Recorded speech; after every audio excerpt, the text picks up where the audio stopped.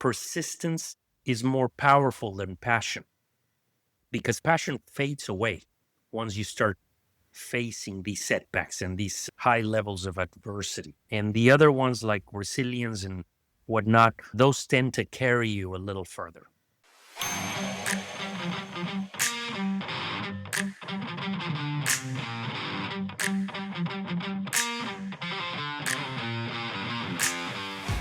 What does it take to build a billion-dollar real estate portfolio while rebuilding entire neighborhoods and staying rooted in purpose? Today on Seek, Go, Create the Leadership Journey, we're joined by Jose Berlanga, a visionary entrepreneur who moved from Mexico City to Houston in the 80s and went on to co-found Tricon Homes, one of the driving forces behind Houston's inner city revitalization. With over 35 years of experience and more than $1 billion in real estate transactions under his belt, Jose brings a unique blend of business strategy, economic insight, and philosophical perspective to everything he does. In this conversation, we unpack his journey from immigrant student to industry leader, explore what it really takes to lead with discipline and integrity, and learn why passion and mentorship might be the greatest assets of all. Jose, welcome to Seek, Go, Create. Great to be here. Thank you so much for having me.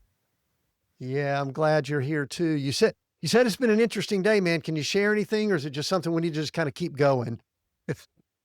In this industry, most days are interesting, some overwhelming. It proves that business never ceases to amaze you in every way possible. The surprises, the fluctuations, the changes, the uncertainty that this life represents just never stops. Right now, it's a very difficult environment. After all these years, things change in a moment's notice, and you just have to be ready to react.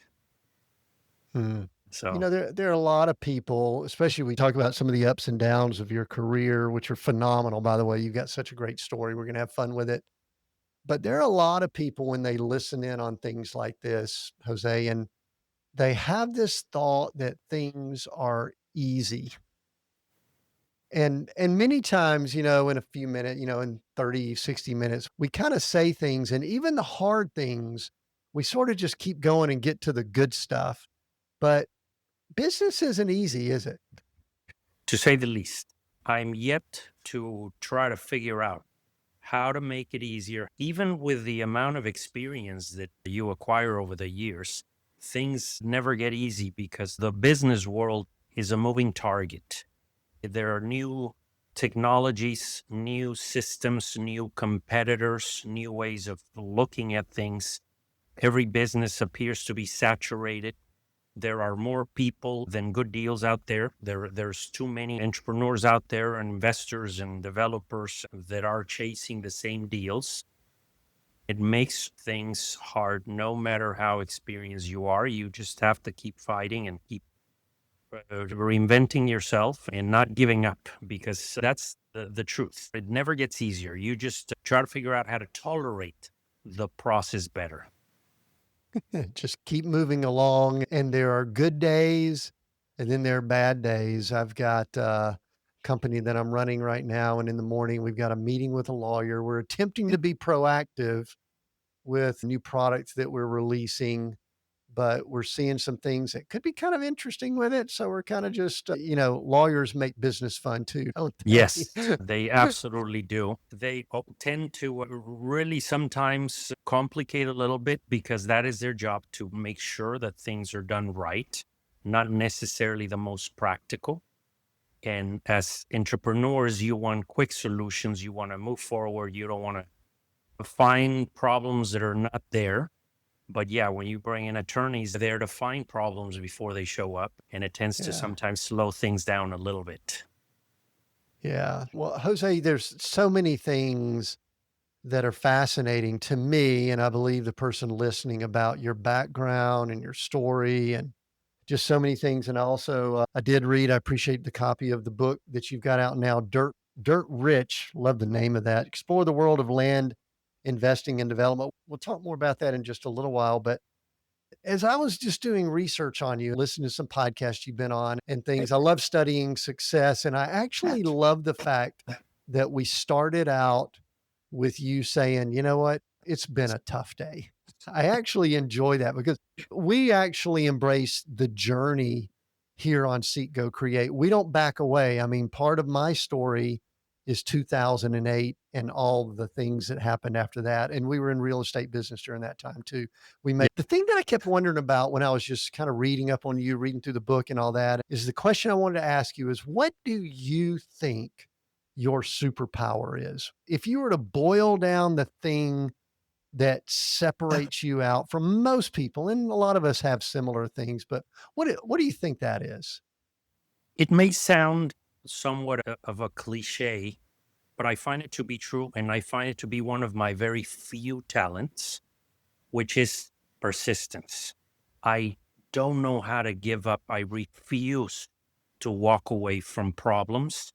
They give me anxiety. Setbacks, some people run away from them, they get discouraged by them.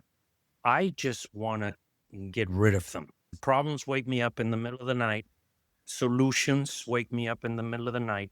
I have a very busy brain, always wanting to move forward, always wanting to do something new, never settling. I don't care. I've been up, I've been down, I've had a lot, I've had little, and my brain never stops, never slows down. It's always looking for solutions, but also somehow always getting in trouble because that is just the nature of business. I feel like while I was catching my breath, I may not have given you a little bit of taste of just one day in the world of business.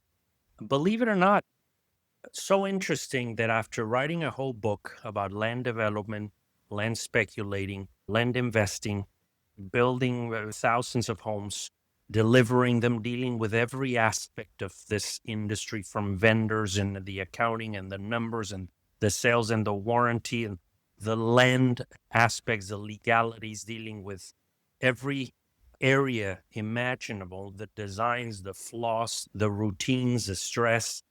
I'm still learning. It never stops. The lessons will never stop. Thankfully, you have more resources, you have more experience, you have a bigger organization to deal with some of these setbacks, but you have to go in ready to know that this is not going to be easy, that is going to require a lot of effort, a lot of patience, a lot of tenacity, in willingness to put up with everything, not just rejection in the simple terms, but resistance from the universe. Everybody's chasing the same dollars, and it's a matter of who wants it more and who's willing to put up with more pain. Like you said, there's legalities today just alone. I'm not going to get into details, but we're dealing with interest rates. We're dealing with uncertainty. We are dealing with surprises on properties. The regulation changes very quickly where you have to be on your toes, ready to pivot, ready to change the plans of whatever it is you assume you were going to do in any given development, and be ready to change your numbers, adapt your plans, pivot, and make very quick decisions sometimes. So, again, without getting into the details of a day like today, you just have to understand that if you're not willing to put up with a little bit of pressure, the entrepreneurship is perhaps not for you.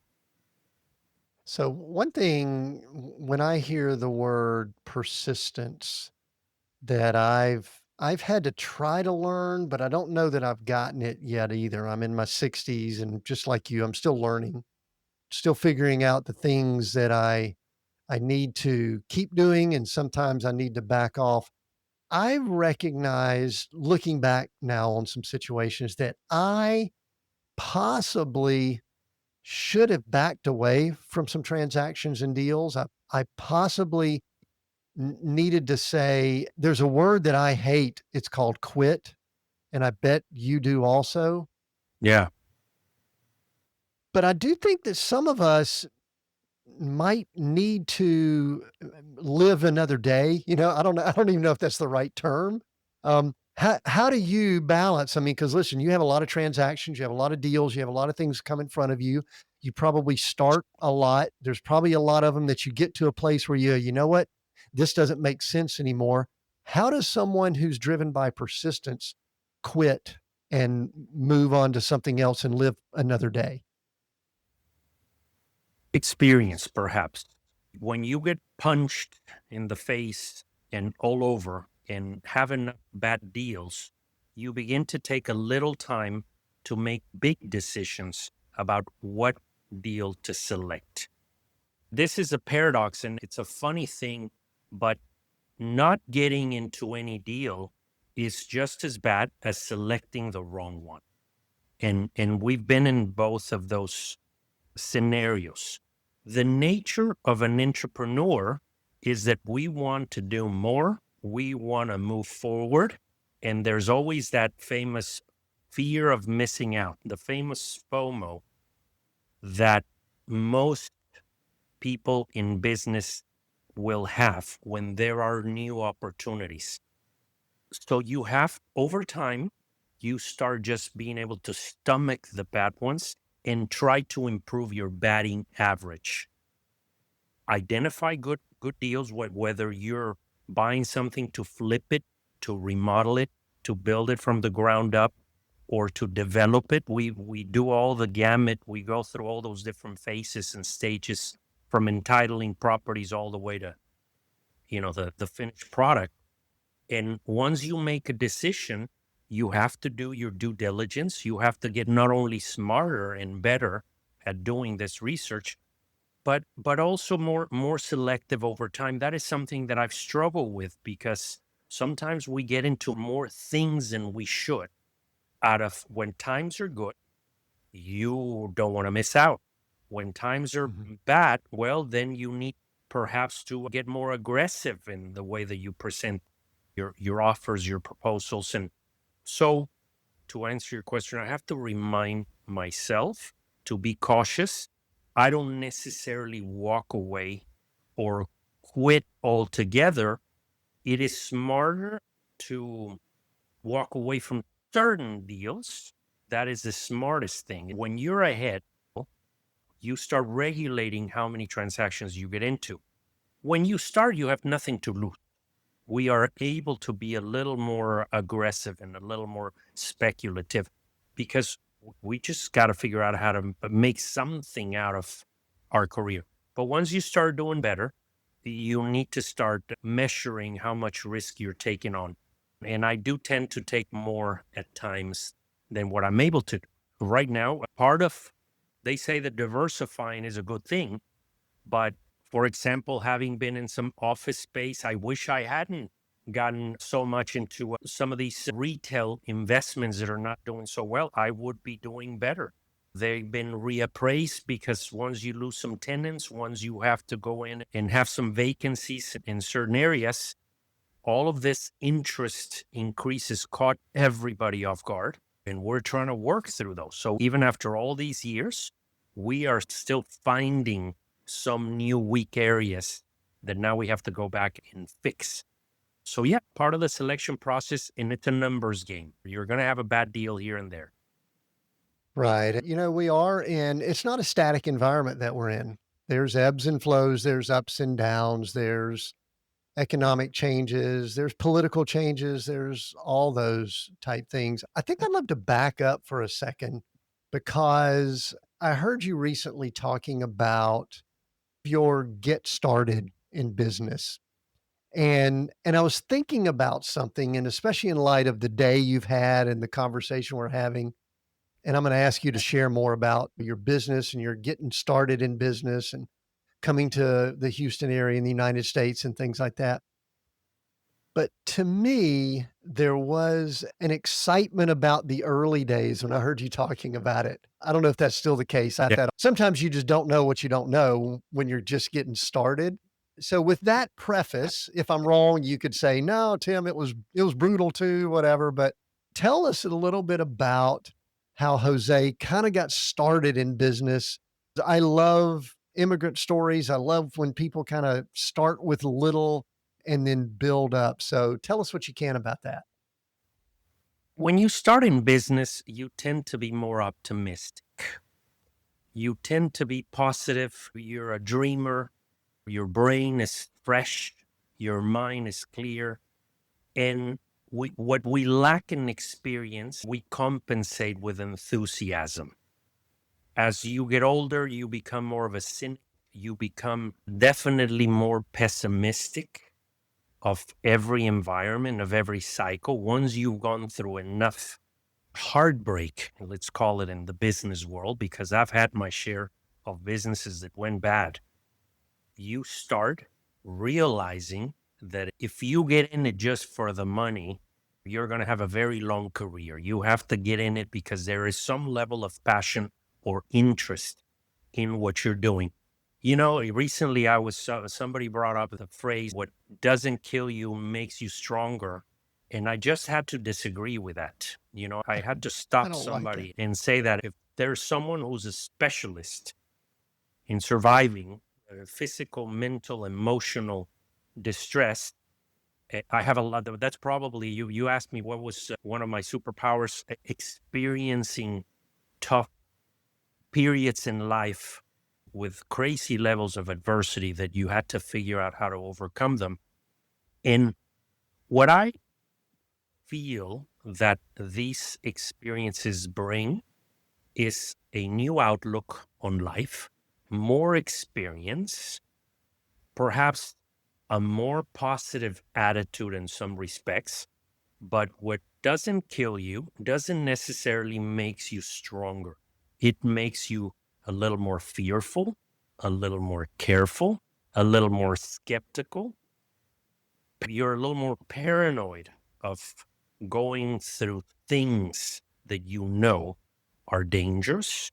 So when you get into a bad situation, I was giving the example of our veterans, that you begin as you go to battle and as you suffer and deal with these difficult circumstances that life brings and that business brings, these ups and downs that we were talking about, the wear and tear, it begins to put a little bit of PTS in your system, and you just don't get rid of those experiences. You just try to use them to your advantage. That's the silver lining, that you come back from every one of these difficult cycles or difficult experiences, not stronger, just smarter.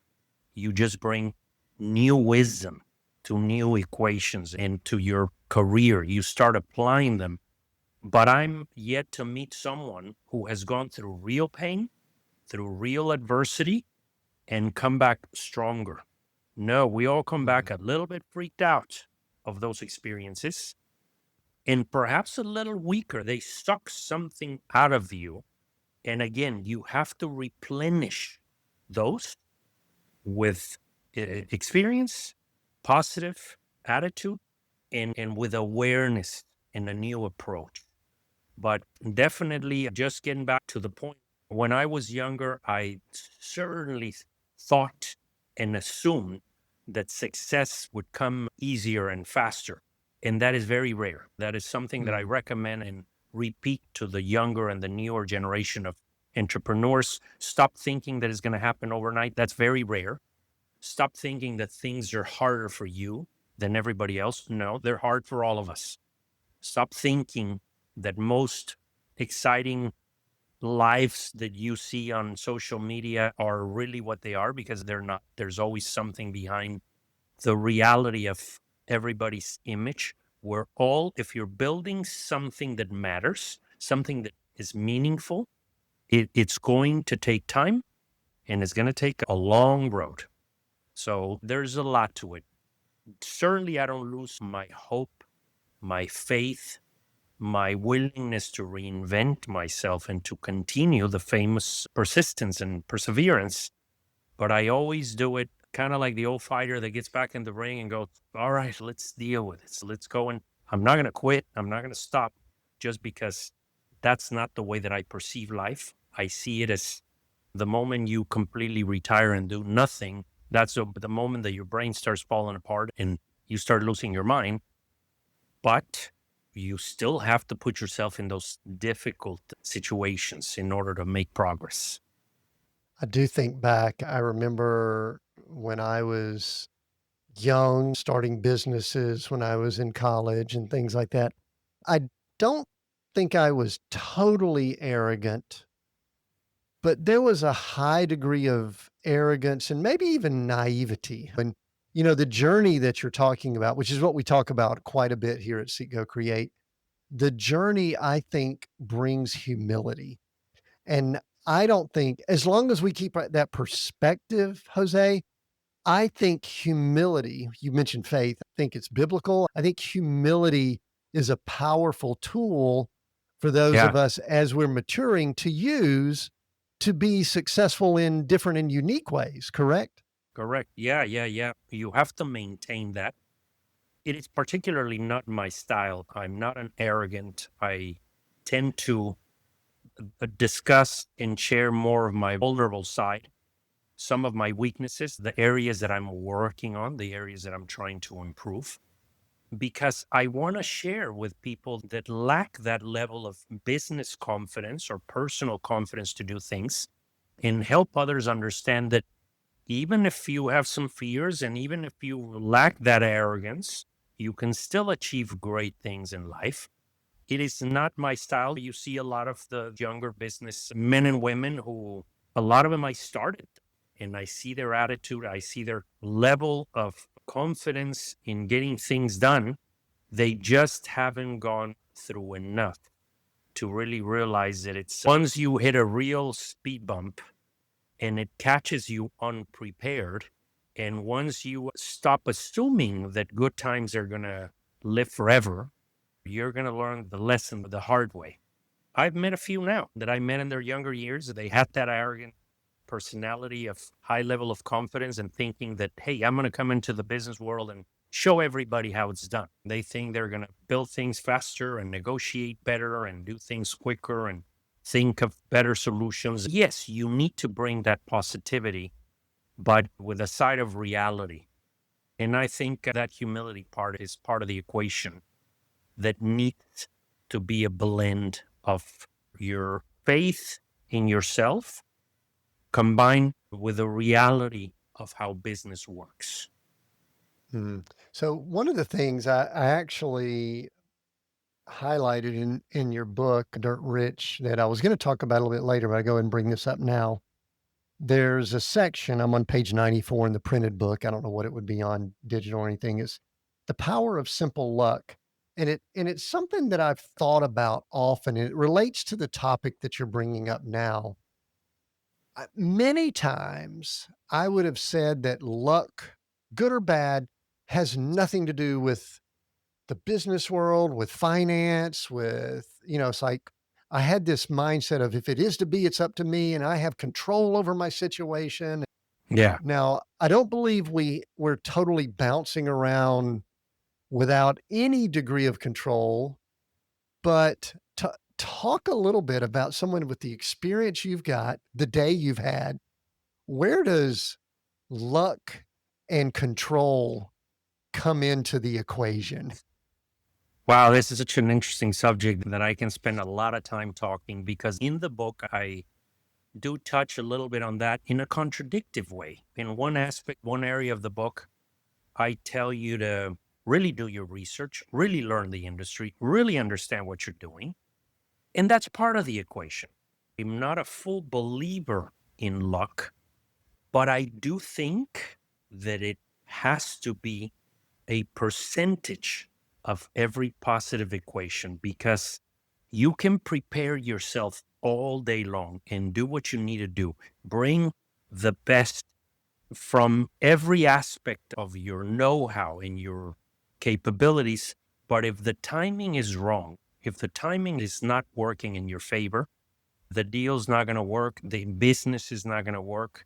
So there is, I like the word manifesting, which is now very popular. A lot of people use it. A lot of this new generation is very much into creating your own destiny, which I believe in. We'll talk about more about what I think is within your control and what's not. But the manifesting part, there's so much more to it. Things don't just appear because you thought of them and because you convince your brain that something was going to magically appear. The manifesting part works by you applying and acting a certain way and doing a number of things to create that result. So it's a combination of movement, action, and mental power. When you put those all together, you can begin to manifest. But just thinking without action or without decisions, without constant small steps that will get you closer to your goal, you can wish and dream all you want, but very likely you're never going to get anywhere. So I do believe that in every transaction, I've seen people with no experience. What I try to convey in that message of luck being a part of every transaction, I've seen people that were very, very inexperienced, that had no idea what they were doing. They bought things with their eyes closed, but they just happened to land at the right time in the right market. And they ended up looking like kings and queens, like experts. And it surprised me. I guess it happens. Luck does exist for some people. Now, when you combine that with your expertise, it amplifies. And on the other side, I've seen people with a lot of experience that got caught by a bad economy, a bad cycle. Now, with everything so globalized, that if something happens in another corner of the world, all of a sudden it affects us in more ways. Look at the tariffs, look at these wars, all the uncertainty. It's making investors and buyers and sellers make decisions based on what they hear on the media. So you have to take all this into account. But I do believe that, like you said something very important. Most of us, now let's talk about the people who don't put things and plans into action. When things go wrong, they blame it on things being out of their control. I think we need to break activities into categories, and destiny is not in our control, but there are more actions: getting up early, being on time, researching, being proactive, thinking of imaginary problems before they even show up. Those are proactive steps that give you more control of the outcome of things. So a percentage of the result are brought on by things that are within our control, that we perhaps perceive as not within our control. So asking the right questions when you're doing something. How many people you in your organization ask a simple question, you get a simple answer. How is this project? It's doing great. They're going to give you that answer all the time. The more you break the question into subcategories and understand someone else's job, so that you can dig deeper and understand how you can help them give you the results, puts things in your control. I think there are some things that are more within your power than what we're able to imagine. Just a quick break from the show. Hey, leaders, I know your bookshelf is probably packed with nonfiction, strategy, productivity, mindset. I get it. But let me challenge you with something different.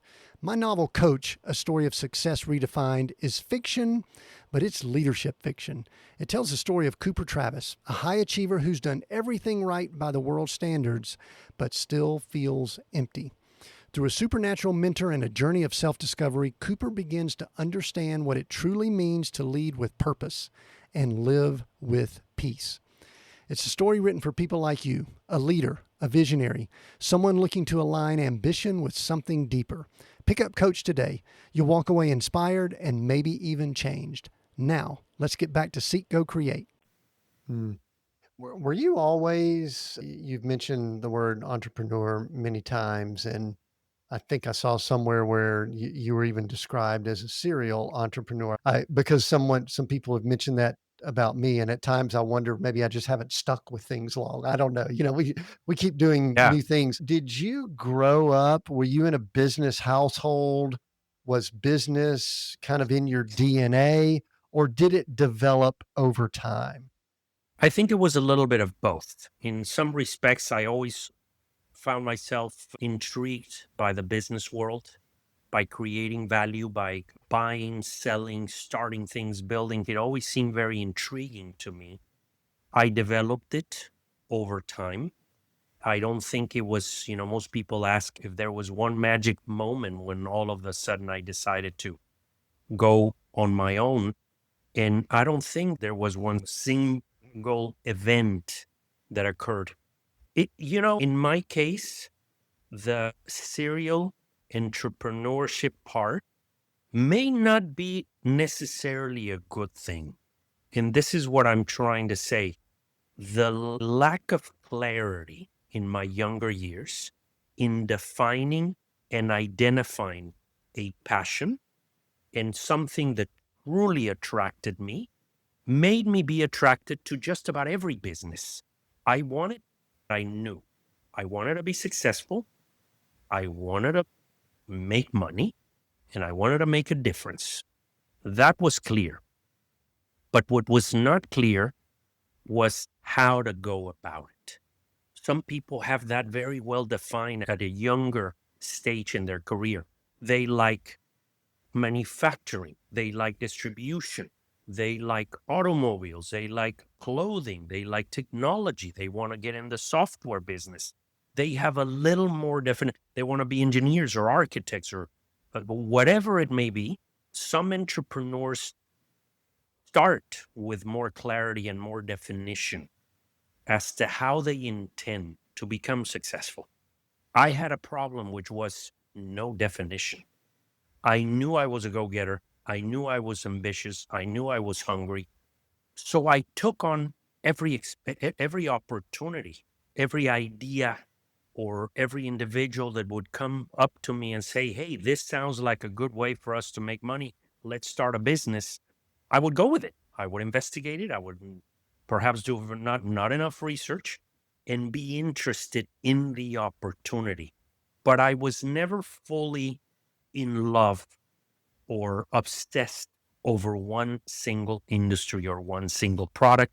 I don't know if it's good or bad, but perhaps it took me longer to define that.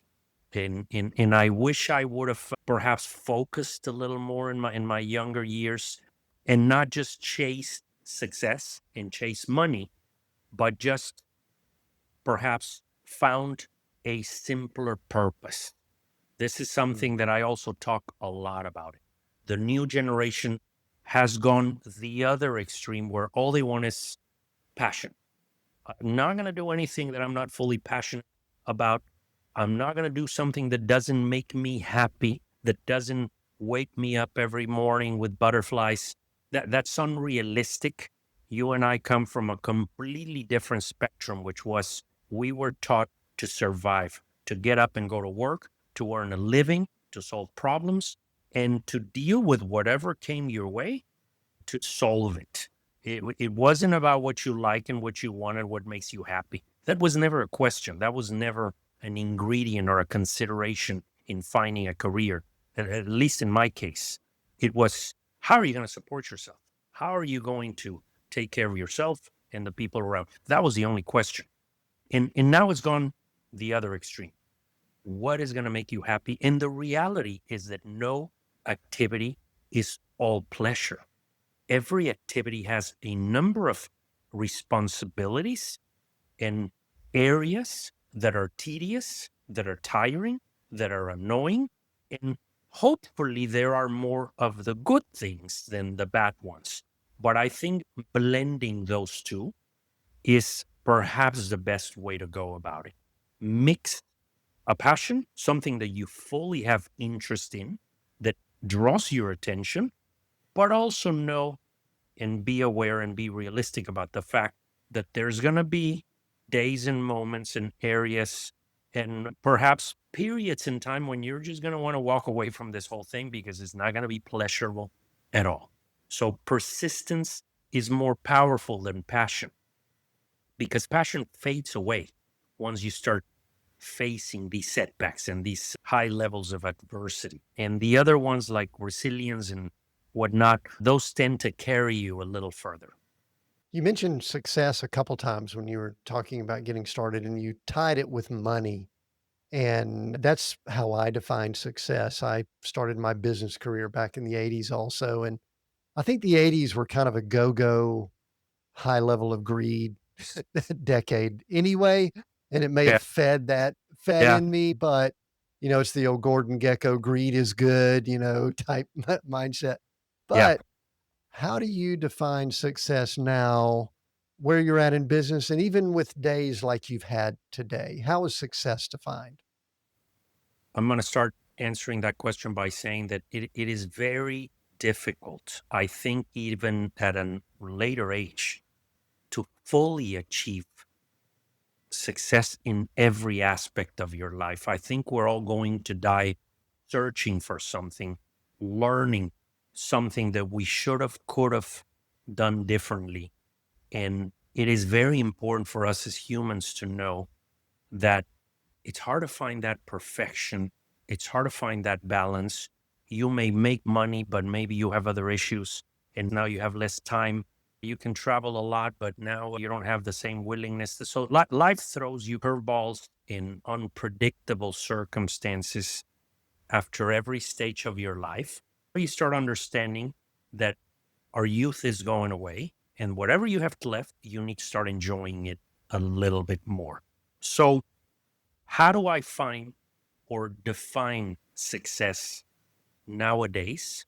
Now that I've clarified and disclosed that I haven't achieved every sector of success that I would like to, I'm still running around a lot, but now I have children and now I have a family. And now my parents start getting very old and now they start pulling you in other directions that they didn't pull me when I was younger. So you start replacing your time, you start removing yourself from some areas, but life has a way of absorbing your attention and your brain and your patience in other areas. So, awareness is one, just coming to terms with reality. This is life, is one way to deal with it. And another one is to really surround yourself with people that can compensate, that can help you cover the areas where you feel weak, where you're not very good at, whether it's in business or in personal. Quality of life is not necessarily back to the money part. What I've noticed in myself and in most people in the world is that the more money you make, the more you spend, and the more you have commitments and obligations, and the more you raise the bar, and the more you want, and the more you need. And it's a vicious cycle that never ends. And if you make $10, you want 20. And when you make 1 million, you need two. And when you make five, 20 is not enough. So, and you can go on, where there's always going to be people with more money. There's always going to be people with more of everything. And you just need to understand that what is my level? What is my, where is the limit? Quality of life is the answer. What do you define by quality of life? Not having more possessions, is having more time, having more moment to do what you want when you want. I am at a stage in my career where, again, I don't have everything I want, but my dream day is when I was able to manipulate the hours in my direction, when I was able to dictate to myself and to the clock how I was going to spend those hours. To me, that's a very, very successful day. If I was able to decide and to choose how to spend my time, wow, that's incredible. And that's why it changes for everybody, because if somebody enjoys their work and they're happy behind a desk 10 hours, that's success. If you enjoy it, spending more time with your family or exercising or whatever, I think that is perhaps the fundamentals of success, is being able to spend more time doing what you enjoy, with whether you have a lot or whether you have little, because that becomes very secondary. It becomes very elusive. If it's just having more of what and how much more is it going to satisfy me? That's very abstract and it doesn't work.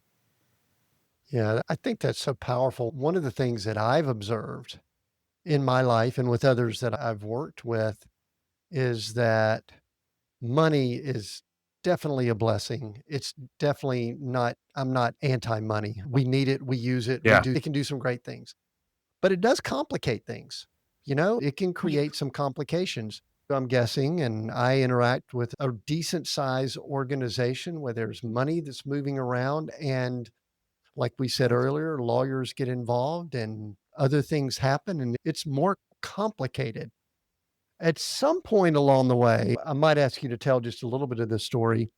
In the 90s, you were part of a big, I guess, a rejuvenation of the inner city in the Houston area, homes, single family homes, and real estate. But now you're talking more about land investment. We've got about 10 minutes or so here. Talk about the journey you've been on specifically in the real estate space, because it seems as if you've touched a lot of different things just within real estate.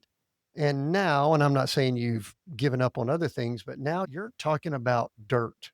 And I love the picture of you here in front of the shovels with the dirt. Yeah. Anyway, That was a fun I picture. like, yeah, I like your boots and all there with your suit on here, man. That's pretty good. So what's up with that? Yeah. Yeah. Well, I mean, I've covered many areas within real estate. I've been in commercial, multifamily, flipping properties, remodeling. The bulk of my career, although I've used the word entrepreneur, I am known as Jose the builder, the developer. But what most people don't know is I don't consider myself that. I consider myself a businessman, just a guy who likes to do deals and build things and start businesses. It's invested so many years of my life doing this that I just needed to unload some of this information for cathartic purposes and just to clear my thoughts and perhaps validate all these years of work and effort and hopefully help others to understand a little bit of the business. But the although I've been in all the different areas from commercial and this and that and even industrial and building homes was the bulk of my work. Building homes in the inner city, which, and here's the point of the land speculating. Our business model began when the inner city was completely forgotten. Most big cities in the 70s, 80s, and up until the 90s, they were abandoned. Everybody moved to the suburbs. That's what happened after the existence, the creation of highways. It became for bigger developers, for public companies, it became easier to buy a few thousand acres than to go and build in tight spaces. So we came in without knowing when we started this company to start building in areas that now were transitional. Now were dilapidated, warehouses, crack houses, tear downs. In these transitional neighborhoods, we were part of that change. We began to make them popular because of the proximity. Traffic was starting to get horrible. It was becoming hip to be back in the inner city. So we started investing and speculating. This is where this book, most of the deals that I did were in speculative areas. We had to constantly find the new neighborhood, the new area. So we dealt with so many new subdivisions, regulation, dozens of homeowners associations, many different ways and restrictions for us to develop land and entitle it, that I began to focus a big portion of my time to finding sites, entitling sites, understanding the process of approving from A to Z, just to get most people don't understand that when you build something, the building is the easy part. That's the fun part. Getting to the point where you can actually go vertical, as they say, once you can start building something, it's nightmare in many cases. Just getting to that, understanding the purpose of land, how to maximize its use, how to understand from the shape, the location, the surrounding areas, the value. identifying the value. I spent so many years doing that, that this is how this book came about. Although I was building homes, I was really in the speculating game of finding properties that were suitable for this purpose or for any other purpose. So, and then I gave it a twist, since I don't consider myself a highly technical. I'm by no means a writer. I'm simply a storyteller that enjoys talking about the subject. I got a little more spiritual, a little deeper in trying to tell the story by expressing how some of these cities came to be what they are. The logic behind the why are strip centers here, the zoning, why is this a neighborhood more residential, the balance, parks and recreation, and why are things where they are, and how does our society operate the way that it does. Some areas are better planned than others, some grow faster than others. My brain is very busy. I'm thinking about 70 different things simultaneously. I do that in the book. I talk about the many different aspects that this industry represents and try to do it in a fun way, but I'm essentially thinking out loud as to how all of this became what it is. Hmm. Yeah, and I enjoyed it. It was actually a good read. Because I have a background in real estate also, I've got some scars through 2008. I joke with people. I bought a group of condos down on the water in Florida, and I'm absolutely convinced that I bought them at the absolute peak of the market. Yeah. Yeah. And I mean, we knew what we were doing, and we still bought all of this land at the peak of the market because, and sorry to interrupt you, but you trigger something. I don't care who you are. Nobody knows when the market is going to stop, and nobody knows for how long or how bad it's going to get. Period. So then this is sort of a trick question that I'm going to ask you. With all of your wisdom, all of your experience, all the things you've done over the years, the great day that you've had today, in the last couple of minutes that we have here, we're recording this. I'll put a timestamp on it in late 2025. Where do you see things going in the near future? And I'm one that hates to do crystal balling and things like that, but I know that as a business person, you have to think a few steps ahead. You said you've got 72 things going on in your head. I can almost guarantee you that about 70 of them are things that are in the future. Not tell me what you can share. Give us a little bit of a vision of where you see things going in the not too distant future. Yeah, no, no, no. That I agree with you. That sometimes you torture yourself thinking too much, and so I have to stop myself and just tell myself, just do what you need to do today, one day at Be a time. calm. Yeah, yeah. Stop planning, stop thinking, because the more planning you do, the less it works. The market is very uncertain. I have to admit that even in the worst of times in 2008 and the financial crisis and the housing bubble, we kind of knew what was going on. Here, we really don't.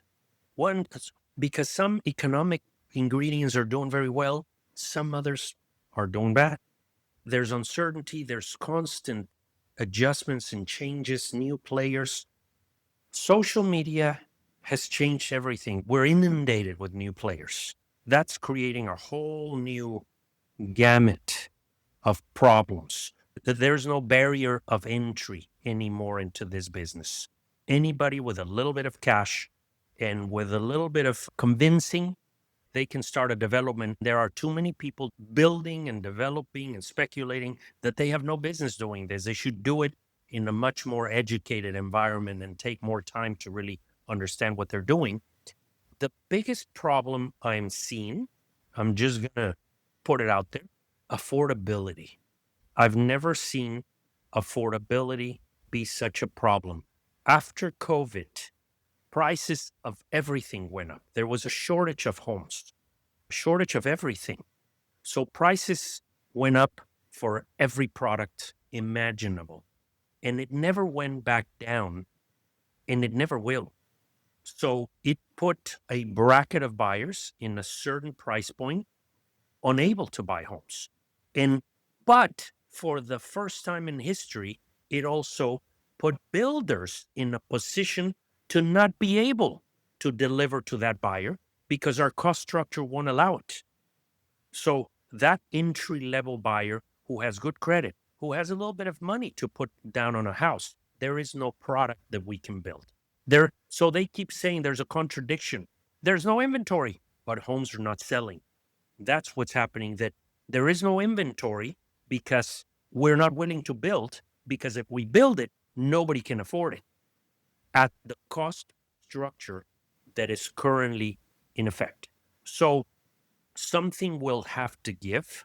If I had to guess, the economy, the salaries, wages will have to improve, or there'll have to be an adjustment. And it all starts with land. We'll have to speculate and go into areas that are less expensive to be able to build product that's less expensive. I think some of the beneficiaries of this are being some of the bigger guys. We're doing now land development for public companies. We don't want to throw any names out there, but those guys can build homes very fast, very inexpensive, and attack that market. But the smaller companies, we're going to suffer. Particularly, there's a sector that's being affected, not the custom home builders, because the big companies can do that product. They can get into the inner city to build multi-million-dollar homes. But the entry-level home for the smaller companies, that's being affected because you don't have the economies of scale. I think it's all going to come together, but to wrap it up, it might take another year to 2 years before, and interest rates are going to be a big component. That's the added bonus, that on top of the affordability problem, interest rates are not helping at all. So we can probably talk about this subject for hours, and I'm trying to just pick some of the important Sure. components there, but there's a lot more to it. So do those rates, are they going to have to come down? Yes, which is a scary thing too, because the economy's Yeah, not bad, there's and we issues there. don't want to create a bigger problem by dropping rates just to sell homes. So I Mhm. think it's going to be a slow recovery. Although the economy is doing well, the recovery for the housing market is going to be slow. Yeah. I do agree. There's a bit of a disconnect. We just hired someone within our business and we were looking at competitive salaries. And I was looking at it going, man, this is still fairly low for an Atlanta metro area. And I also know family members, children, and all that. And it's like they're not getting enough money to really afford, half a million for a home. Yeah. When you're making 65, 70,000, there's just this gap. And I believe historically that has to change because that's not sustainable long term, correct? Yeah. And then let's throw the fact that renting is cheaper. Historically, you want to buy a house because the payment, I'm an advocate of home buying. I think it's a great investment. I think it helps society in dozens of ways. Home ownership is important. But right at this particular moment in time, you can almost rent one for less. And that's a scary thing. That's when things tend to slow down. So, yeah, we're in a bit of a period when this business is definitely going through a difficult phase. Yeah, Jose, I've enjoyed speaking to you. Why don't you tell people how they can connect with you, find you, where they can get the book, and we'll finish up here.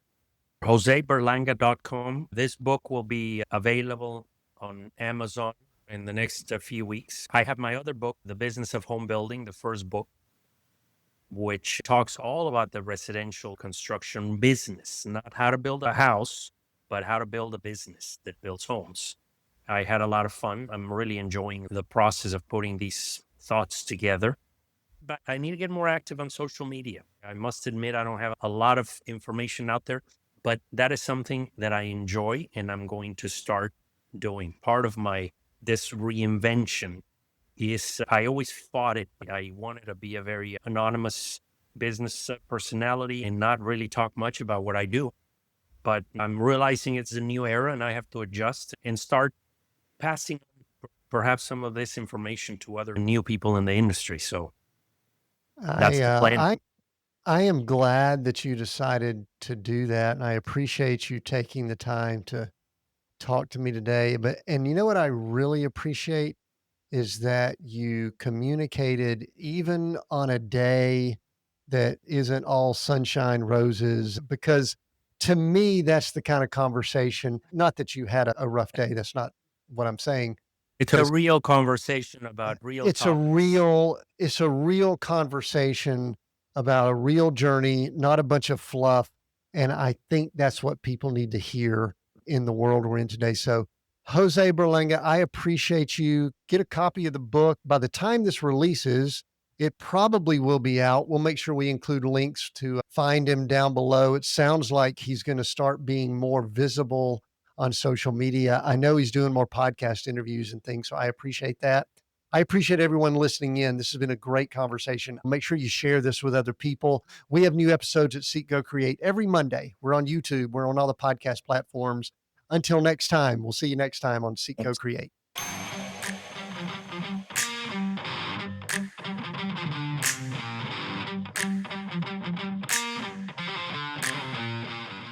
Hey, before you go, I want to leave you with a challenge.